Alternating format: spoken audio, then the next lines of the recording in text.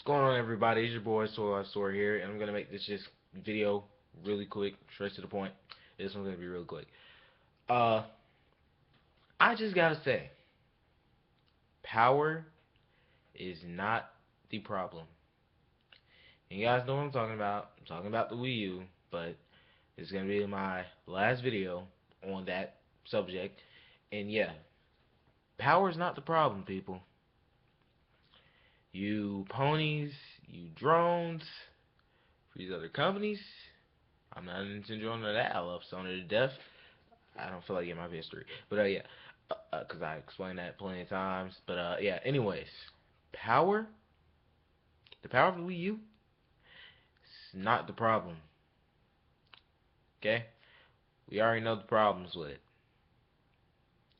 They're getting fixed now, but we already know the problems with it. And I'm just gonna tell you guys, power is not the problem. I think to myself sometimes, maybe they could have put in a little bit more power, but you know what? Power is not the problem. Developers wanted consoles that were stronger than the PS3 and the 360. The Wii U is more powerful than the PS3 and 360. So power is not the problem. It's more powerful than the PS3 and 360. That's what devs wanted. They have twice the amount of RAM. So power is not the problem, people. The problem is the third-party developers themselves. And you drones can say whatever you want. Say, oh, you damage control in the Wii U. No, I'm not. I'm stating facts. You guys have noticed. You've noticed it with the PS3 and the 360. Devs said it all the time, oh, these consoles are so ancient and so weak now. But we're still getting cross-gen games that look exceedingly close to the next-gen versions. The next-gen versions only look slightly better, have slightly more textures and details. But hand in hand, they look almost exactly alike. So I'm going to say this again. Power is not the problem. The real problem is these third-party developers. And you can say maybe it's the architecture, and it's Nintendo's fault for still betting on the Power PC architecture. The architecture that developers have developed on for almost 9 years now on the PS3 and the 360. So they know the architecture. They know how to port their games to the architecture. That is not a problem. That is no problem.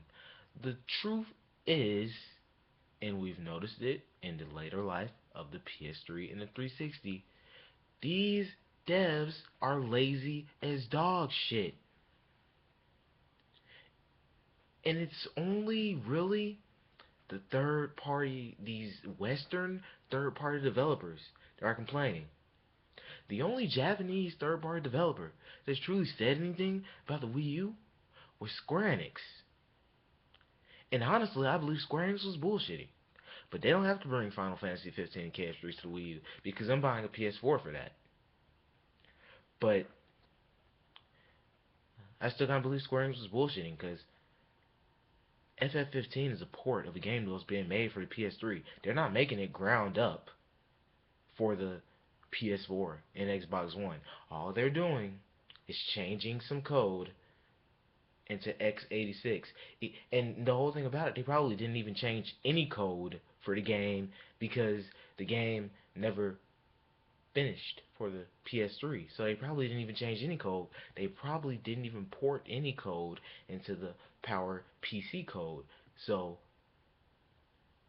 and it obviously seems that this Power PC architecture, this Power PC, this RISC architecture, this RISC code, doesn't seem that hard to port over to, as a lot of developers say, oh, it's money and time consuming. It really does not seem that hard. You wanna know why it doesn't seem that hard? Because how does Activision get a Call of Duty out every year? Every 8 months. Every year there's a new Call of Duty. We've had a new Call of Duty for the past 9 years. Every year. Every year. The Xbox 360 and PS3 Power PC architecture. The Wii got those Call of Duty games. Up to Modern Warfare 3, the Wii got those.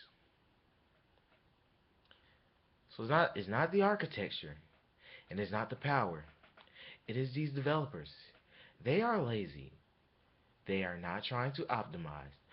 You guys see what happens when developers take their time. We got games like The Last of Us, Uncharted 3, because, you know, all you drones like to talk about its graphics. Y'all don't actually care about gameplay. But even Last of Us has great gameplay. Uncharted has some nice third-person shooter gameplays. Now, it's pretty much bare-bones third-person shooter, but that isn't what Uncharted is all about.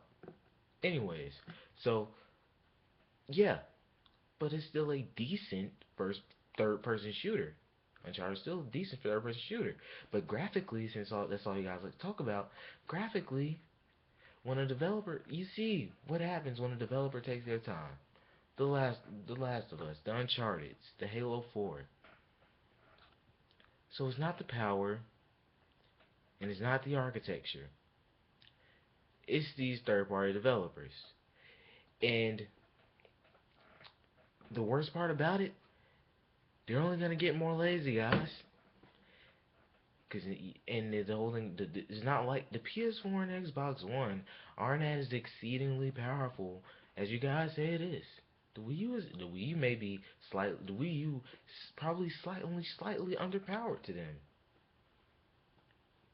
In the long term, I don't care what the on the paper specs say. I don't care about gigaflops, teraflops, RAM, processor, CPU clock speeds, GPU clock speeds, shaders. None of that matters in real world performance. What you see on your TV, what you're playing, none of that matters. None of the specs matter when you're playing on your TV.